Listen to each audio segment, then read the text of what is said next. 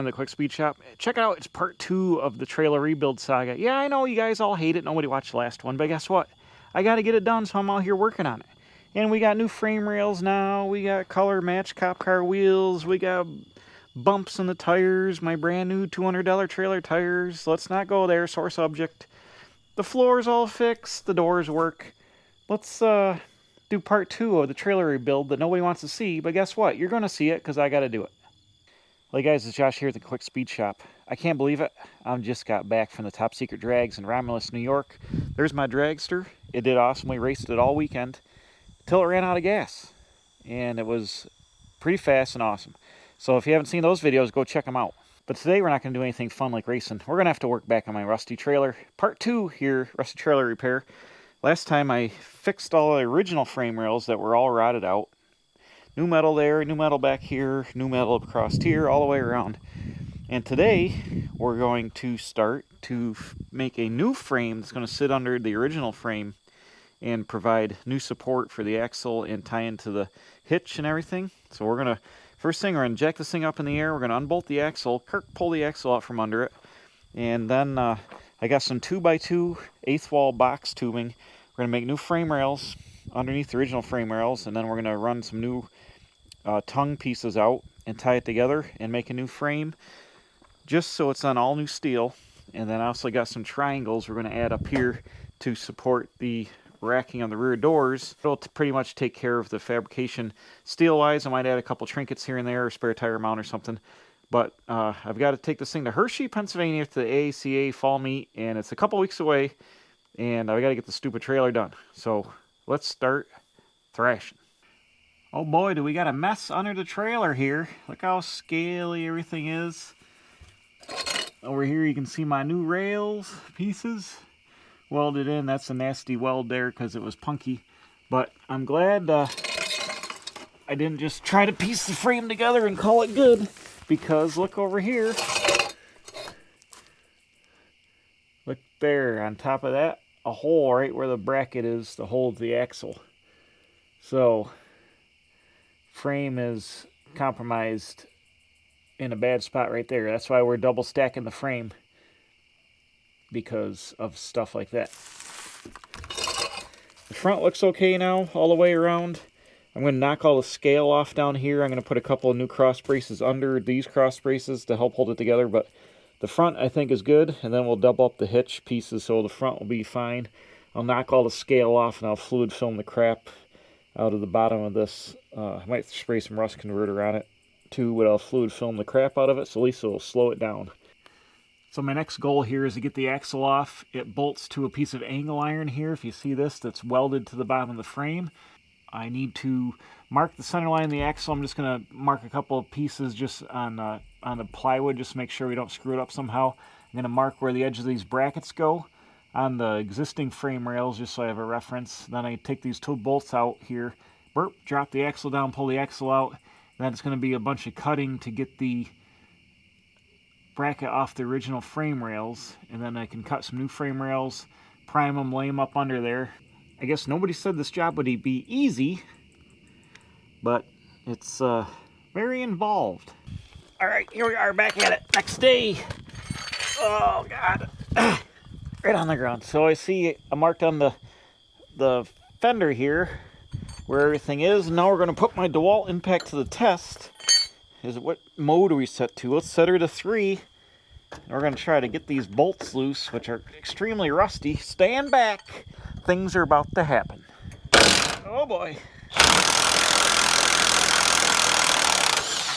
Man. Nothing will stop the DeWalt impact.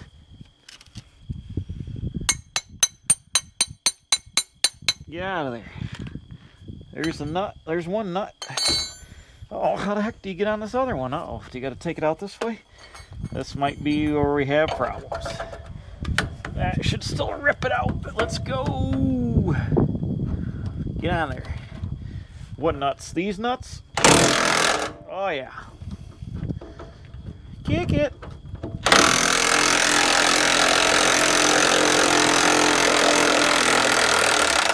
Woo! That's what I'm talking about. Man, don't touch that nuts. These nuts are hot. That's definitely what she said. Oh, those are fine thread bolts too. Man, what a ripper. I got the jack under here so we don't lose our action.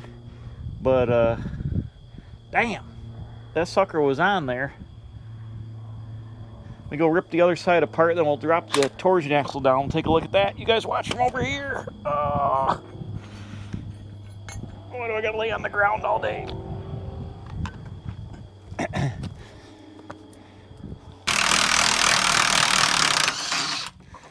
Woo! Got him.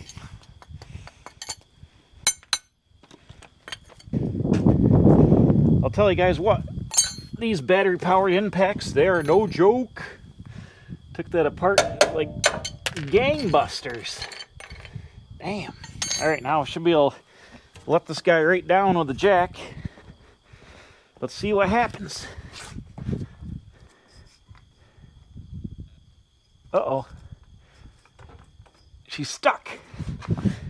That could be expected because it's really rusty.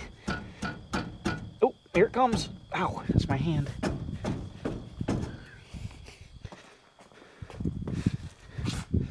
Come on, man. Oops. Not yet.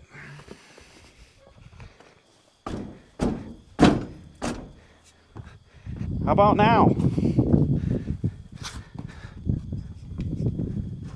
Oh, almost there. I wonder if they bolted the brackets to it, then welded it in place. She's a tight fit. There we go. Ta-da! Boom. There's our torsion axle assembly. Yeah. Come here. I see this here, this cast or forged arm.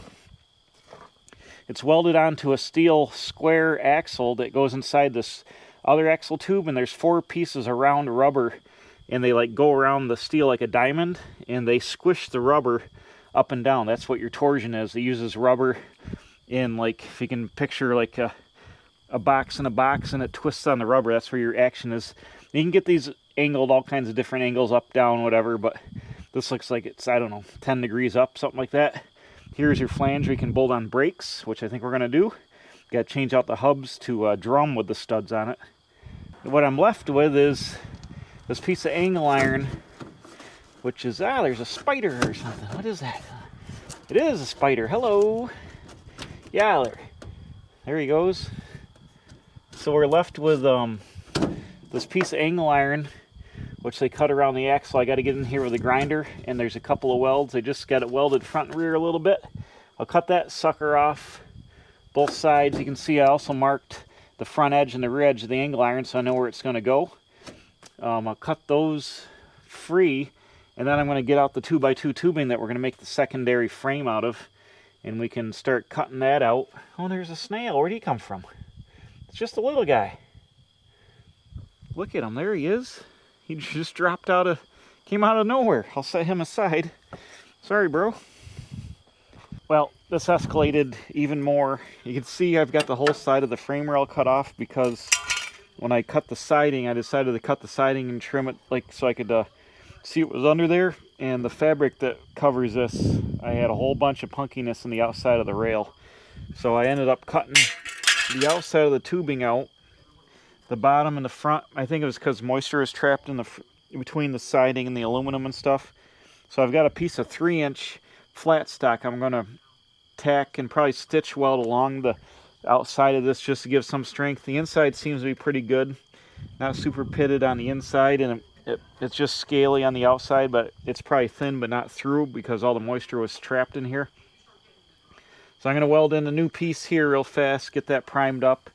I got the bracket cut off the frame, actually cut the 2 front welds. They only had it just welded 4 little spots, and I reefed on it and actually broke the welds on the back. This is a little pitted but not too bad, so I can reuse this, clean it all up, and then I'm going to go and grind the bottom side of the frame like I said and put some weld through primer the whole length of the bottom of this. and just for like, you know, a little protection between the two. Then I'll get out the 2x2 steel. We're going to go right from here in the front all the way back 10 foot or whatever it is to the back. I'll cut it a piece. We'll clean the top of that. We'll clamp it up in there. And then going to grind this edge. We're going to weld it. This will give me also a new place to weld to here. And I got the new steel in the back. So I'll be able to weld a whole bunch of the seam on the outside. You know, stitch lap. It'll be like inch.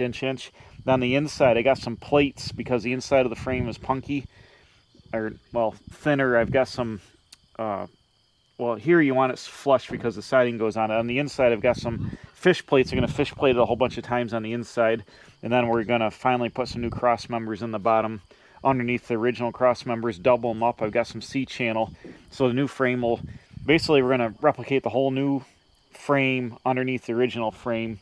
So even if there's some soft spots, it'll be all new frame and new hitch tied in and everything. It'll be good. So I'm just going to bust out the welder and spray some fluid film in it here real fast first, which might be a bad idea because that might make it hard to weld. Maybe I won't do that. Maybe the piece is short, so I'll leave a hole here. I can blow fluid film up in the front and blow it in the back. We'll leave an access hole, and I'll weld up the access hole. That's what I'll do. So let me get out the welder. It's a little windy out, so kind of hurts the shielding gas, but it is what it is.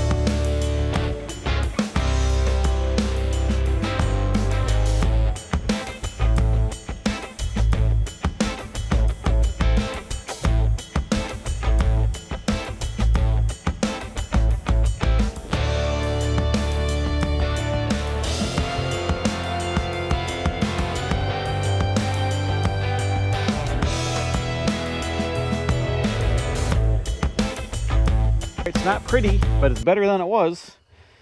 I just scabbed it there. I didn't weld it the whole way. Skip lapped it across the top. I did some more on the bottom, tied it in, just got it ground down a little bit. It's all going to be under aluminum diamond plate, so it doesn't really matter. I'm just trying to make it better. I did spray some fluid film on the back side of the rail before I put the piece on there, and which you can actually see some melted is coming out from coating around in there, but it's better than it was. It'll give me a solid surface.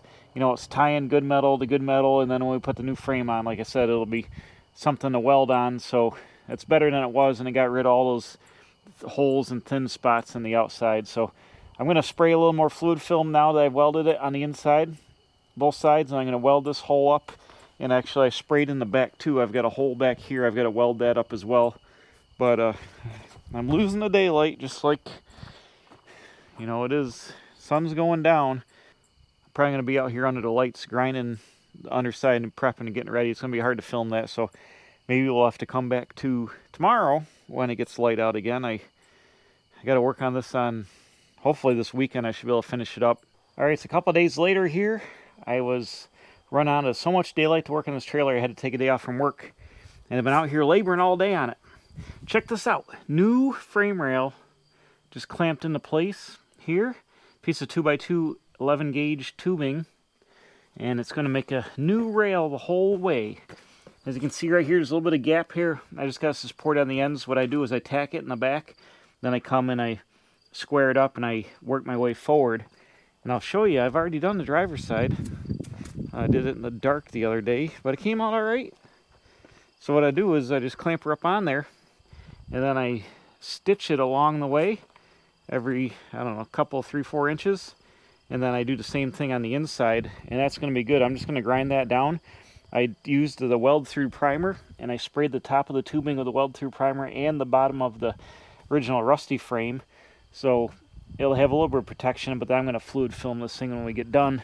When I tell you this is a job, this has been a job. Unfortunately, part 1 of the video series on this did horrible. Nobody watched it. 10 out of 10. Terrible. And I'm going to guess this one nobody's going to watch either, but I've got to make content, and this thing is sucking up so much time. I'm making content on fixing my trailer. Maybe somebody enjoys it. I don't know, but it is... I like it. It's a fabrication job. It's just taking forever. Would I rather be working on my C10 truck and getting that painted or doing something else? Well, the weather is still good here in the fall. Absolutely. But I need this trailer for Hershey, so we're in the home stretch now anyway, is what I'm trying to say.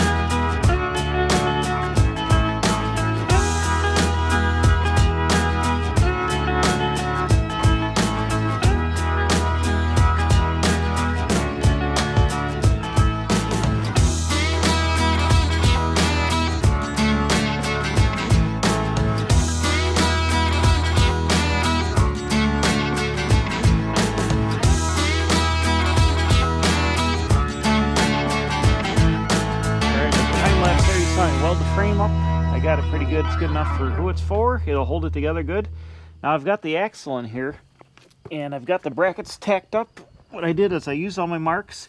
Then I also measured center line to the front of the axle on both sides, and I measured from the hub to the frame, and it's very close. It's like within, like, I don't know, less than the 1/8 of an inch of all the way around where it should be, and who knows how square it was to begin with, so we're going with it. But I've edge welded this bracket. I've done a little bit here. I got it tacked on the other side, but it's going to tie back in good. I ground all those brackets down real clean, and then I put the weldable primer between the bare frame and the bare piece. And I've got some new bolts. I'll show you the old bolts here in a second, but I had to put new 5/8 bolts in because the old ones, the nuts are half rusted through. And yeah, you don't want your hardware to go away. So this is just like finger tight right now. I'm having the axle just in here to locate the brackets. And now I'm going to take the bolts back out and drop the axle down, finish welding the brackets, grind them, throw some primer and paint on it. Then I'm going to slide the axle back up in there permanently while we're working on the rest of the trailer, because I can't reach the front with the welder to weld the tongue. So I've got to get this done, get this painted in here, primed and painted in here so I can put the wheels on it, and then roll it around and turn it around so I can get the tongue facing the garage. I don't know how you outside guys do all this outside welding. I'm having a heck of a time. Just a little mild breeze I'm in, blowing my shield gas around. Like, it's hard to see. I got this tent going here because the sun was washing me out. Now I'm in the shade. Like, welding outside's no joke. Anybody can weld in a shop with lights on with no breeze, but out here in the driveway or out in the real world, it's a little trickier. So kudos to all you guys who actually go out and do it in the real world instead of like inside a nice temperature controlled building. While I'm redoing new hardware, take a look at that nut. See how pitted that is? Holy schmoly, can you see it? The bolts are probably fine. The heads are a little rusty, they're fine thread. But man, that nut and a couple of the other ones that's half pitted. This one, these two worst ones must have been on the passenger side. Look at that, half rotted through to the threads. So we got some new hardware in there. But this side is just tacked up in there, front and rear, but we're good to go. We got her lined up. Now I am actually going to put the wheels off this trailer on the white trailer. These are my Goodyear Endurance, made in America, E-rated trailer tires. Why has that got a weird bulge in it? Uh-oh.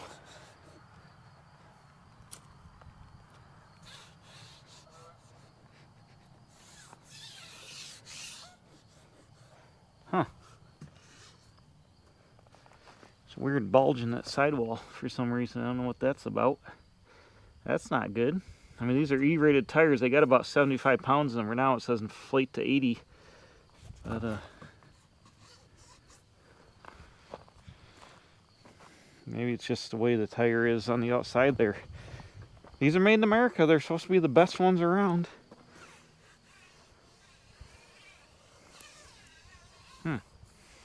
What is that? Straw. I don't know.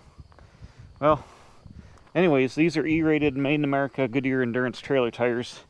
So those with the green wheels are going to go on to the trailer. Luckily, they got the same bolt pattern. They got my Dodge Diplomat cop car wheels on them there. And they're 225, 75, 615. And this had 205 75s on it. So essentially with the new frame rail, we put a 2-inch lift kit on the trailer.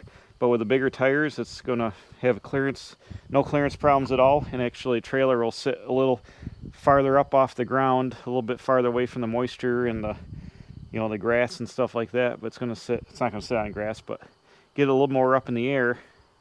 All right, so next day here, I kind of had the wind taken on my sails, and I'll show you why. My brand new, barely run Goodyear Endurance trailer tires, made in the USA. Where it says, anyways, look at this sidewall. There is a egg in the side of the sidewall, and I did a whole bunch of internet reading, which put me in a funk. Apparently, these tires, they're the only trailer tire made in America, as far as I know. And that's why I bought them. They're Goodyear's, made in America. I don't trust Chinese trailer tires, and I don't really trust Thailand or Korea either. But apparently, these have a problem with belts and stuff breaking. Now I took the trailer, which it has the old Chinese tires on it right now, with the dragster last weekend to the Top Secret Drags, and it was on a really bumpy dirt road, which I went very slow on, but I guess it bounced and it must have broken a belt in the sidewall. But tons of people on the internet are having problems with lumps in them, or they're putting tires on and having a lump in the sidewall. Not an indentation, but an egg, a lump. And you can see it there. That's bad. I don't dare run this to Hershey loaded up. If that blows out, it's bulging the U. So then I went down a rabbit hole of trying to find what other people are running for trailer tires if they're not running these. And there's like Maxxis 8008 Pros or Pluses or something that are they're made in Thailand. And then there's Korean tires and a whole pile of Chinese tires. Everybody says just run the Kelstars from Carlisle, which are made in Thailand. I actually have a set on my little Studebaker trailer, which I don't carry any weight in and I don't care about. Having really good trailer tires on it. I bought those at Walmart, and they're made in Thailand. They look good, but I specifically went and bought $200. These are $202 a piece in Tire Rack. I specifically bought these tires for that trailer and now this trailer to have made in America, E-rated 15-inch trailer tires that would last and not blow out or whatever like China bomb tires. And now I'm severely disappointed. I had my tire guy order me up another tire. I'm going to replace it. I'm going to probably just put this one on as a spare with not 80 pounds. And right now it's got 80 pounds because you're supposed to inflate it to 80 for the E rating. I'll probably put it on as a spare just to have because it's a brand new freaking tire. It's probably got, 400 miles, well, probably 1,000 miles on it. I went to Cleveland and back, and I'm just going to run around here, but it's fairly new. The other tire appears to be okay. I don't see any lumps in the sidewall on this thing at all. So we're good here. So that was my other thing. I didn't want to have to buy two tires because then I'd be out $400 instead of $200. So I got one more tire. We're going to order another tire. And I don't know what I'm going to do because the whole reason I got these, like I said, is my heavy load trailers. My car trailer, I run 16-inch wheels and I run truck tires, like E-rated truck tires. And that's all I ever run on a car trailer is truck tires. I'm not going to even try, even with Goodyear trailer tires, I'm not going to run them. I'll run E-rated truck tires, 10-ply truck tires. I've never ever had any trouble. Even a worn out 10-year-old truck tire has never had a problem on my big trailer. But you cannot get a E-rated 15-inch trailer tire. Like you can't get a 15-inch E-rated truck tire as far as I can tell, or I'd be running those and not even running the trailer tires. So I'm stuck. So we literally just mounted these on these green rims like 2 weeks ago. They were on some different Dodge wheels, and I threw on these cop car rims, and this lump wasn't in it when we aired it up. So it happened at the between here and the Top Secret drags, probably on the dirt road on a pothole, probably broke a belt, or maybe it had someone and it just let go, I don't know. But people on the internet have said they've got lumps in them right from the factory. And a couple years ago they had a bad batch, apparently, according to Goodyear. These are 23, 13th week of 23 is a date code on this tire. So maybe it's one of their bad batch sets that had bad belts or something, I don't know. But I kind of like ruined my whole night, because I don't really have money to be spending $200 a piece on trailer tires and have them last, 800 miles. I can't do that. But I can't afford to have a blowout at 70 miles an hour on the way to Hershey either. So I had to order up a new tire, and we're going to change it next week, but that's a huge bummer. I didn't go pounding it into curbs or nothing. There's no damage on the sidewall on the outside. Obviously, I didn't hit a curb and it would just have been bouncing on dirt with my dragster on there, which these tires are rated for almost 3,000 pounds a piece, so 6,000 pounds. This trailer and dragster doesn't weigh anywhere near 6,000 pounds. The trailer probably weighs maybe 1,000, and the dragster probably weighs 1,200, so you're talking 2,500, 3,000 at the most. So we're half the load rating. This one tire could haul the whole load by itself. So, I don't know. Severely disappointed. That derailed my whole operation. We got to jump ahead to here a day or so on the old trailer project. Check this out. It's all welded up now, because I was working in the dark, losing the daylight. But both the 2-inch frame rails are all the way across. I've got the tires bolted back on, put the axle back in it. The axle bolted on with some brand new hardware. And you also can see under here I've run new cross stringers under the original cross stringers just out of 1x2 channel. So everything is matched up. Painted it all black. I put the lower mount on here for the door, and I shimmed that so the door is tight to the jamb. And I also had to shim out this upper hinge. You see where it used to be on the door, now it's shimmed out because it was loose and you could see daylight on top there. But let's go ahead and look. I also oiled all the latches so it works nice, and the hinges, so now the doors just like blow away on their own. And for some reason I had this piece of aluminum angle which I needed to make the lower door jamb work, so I screwed that on. That's mint. I put the plywood back down. Boom. I was able to reuse most of the original screws in the front, and then I had some carriage bolts in the back. And then over here I used these D-rings from Harbor Freight. They're like $6. So I don't know what they're rated for, a couple thousand pounds probably, but they're bolted through the steel that the plywood clamps to on the back hole, and then they got a big washer on the plywood here. So we got, we're not putting full-size race cars in this trailer, obviously, so it's going to be enough to hold down. I've got a whole bunch of these. I think I'm going to put another set in the middle, another set in the front, and then my friend Bill that gave me the trailer gave me some of this E-Track or whatever it's called. I'm going to put a couple strips down the sides, and then Harbor Freight has some of the dongle things that clip in there for like side action. I'll get that going, but the framework is all done in the back. I'm ready to turn the sucker around. And what is this? Some kind of crazy like anthill thing. Get out of there. It finally rained after like 18 months here, but now it's going to be, the weather's going to be fighting me because I got to work out here in the rain. I got some primer showing here. I got to blow some more paint on there, but this guy is all set up here too on this door. Got that all lubed up nice. I've got to fix the sill here, put the plate back on here, and then I got to put the sill back on that goes around this. It's aluminum channel like this with the weather stripping.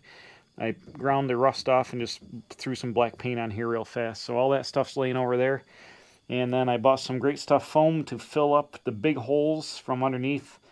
That's how this trailer got rotted. The plywood doesn't go all the way, and they just like left it haphazardly so the water would blow up in here and sit up in here and rotted all this out and all that. So I'm going to Great Stuff that from the bottom, and then I got waterproof Great Stuff, and then I'm going to spray rubberized undercoating or Flex Seal actually on the bottom of the foam so it makes it waterproof, so it won't be able to hold water from the bottom and just keep the water from coming in the trailer. Hopefully sealed up.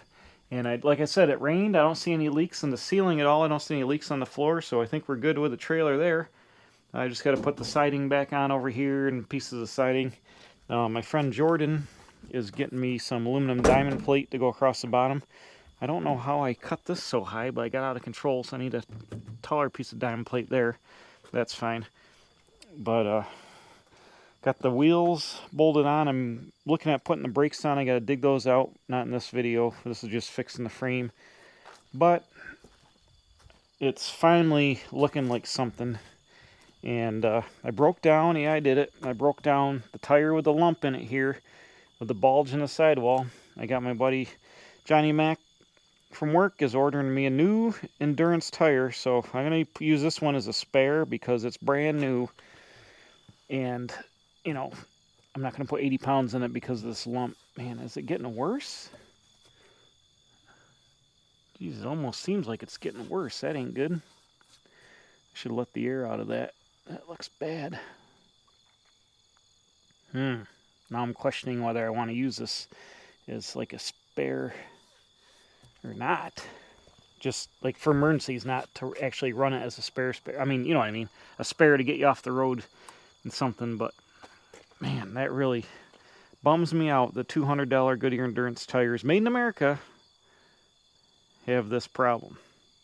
Anyways, so I got another tire coming, so I can pull this wheel off, take it down to him tomorrow after work to his shop. We're going to slap a new tire on this rim, and I'll have to watch him real careful. I'll throw this on a spare rim for a roller or a spare. But that is happening there. I am ready to turn the trailer around, I think. Actually, one more thing. The welder won't reach the front of the trailer. That's why it's out here like this. I got to turn it around. I bought a receiver tube. I'm going to add a receiver tube down here into this, notch this in here and weld it in here. And I'll be able to put my wagon on. When I go to Hershey, I have my wagon, and usually it goes on the back of my van, and I got a mount that holds it up out of the way and just, you know, gets out of the way. I could put the wagon in the trailer, but, you know, if we got stuff in here, you know, the wagon takes up space, it's heavy, it crashes around, so, you know, the back of the trailer is just there. I could put the wagon right on the back. So I bought a receiver tube. I'm just going to weld in the back there. Or you could put a spare tire on it, or, you know, a step, whatever you want. You can never go wrong with having a receiver hitch on everything. Like the one on the front of my truck. You need one in the front. Or you could put a winch in it. You could put a trailer hitch in it, pull two trailers. You go doubles like the big dogs on the thruway. I don't know. So I'm going to put that in the back before I turn it around. Let me show you one more thing. This wheel at Tractor Supply Company, it's a caster wheel for the front jack. How does the pin work? That guy just kind of like does a thing and does that. Uh-oh. Got to keep going up.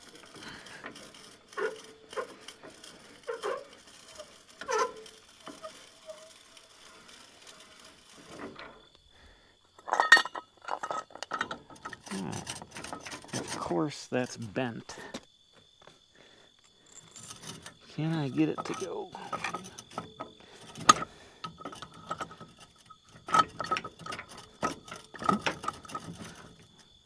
There we go.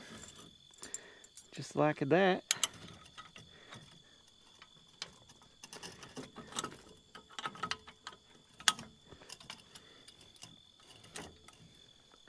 Now, look at that. Now we got a steer wheel so I can roll the trailer around.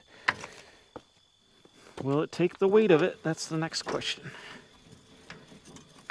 Ooh, oh boy. That is not kosher at all. Look at that thing bend. This isn't good. Boy, that's very, very unfortunate. That, I might need to weld this on there so it doesn't fold around, because that is not going to work very good being like that. Dang it. I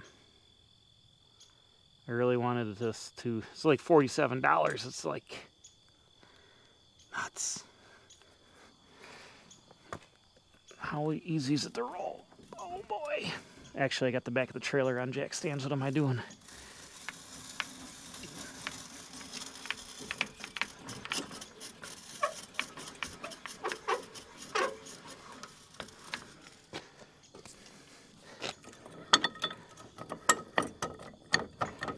Yeah, that's not gonna fly like that.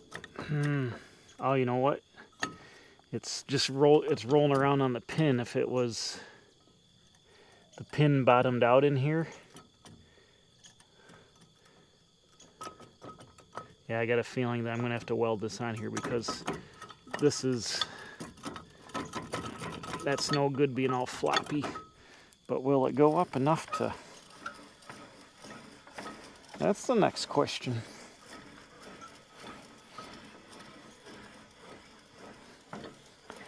Will it retract all the way? Oh, shoot. That's not good. That is going to be too close to the road. Son of a bee sting.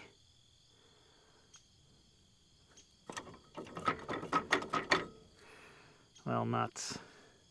At Hershey and stuff with asphalt, it would be really nice to have a wheel to roll the wheel around, to roll the trailer around on. But I'm seeing how this is a problem. I guess I'll save that and have it for action. Well, bummer. So anyways, that's what's happening. It's a long, drawn-out process, and I know that you guys hate these trailer rebuild videos because the views are terrible, but I can only work on one thing at a time or a couple things at a time, and this is what I got to work on right now to get ready for Hershey in a couple of weeks. But once we get this diamond plated up here, get it back on the ground, it'll be cleaned up good enough to work. I'm going to put some LED lights in the back. I'm going to try it up. I'm going to fix all this in the front. The only thing I got to add now is a piece of tubing, more 2-inch tubing to go under the tongue both ways and tie back into my new framework. And the framework will be all done on this guy. And we'll be ready for action. But I'm going to guess you guys are tired of looking at trailers. You rather see cool stuff like my Dodge Outback or whatever. So don't get discouraged. We're going to go back on projects. I really got to get back on my C10. As soon as Hershey gets over, I'm still spraying fluid film for some people. I got to hammer that out through like October. And I do want to get the doors and the fenders painted for the truck and put on the truck this year.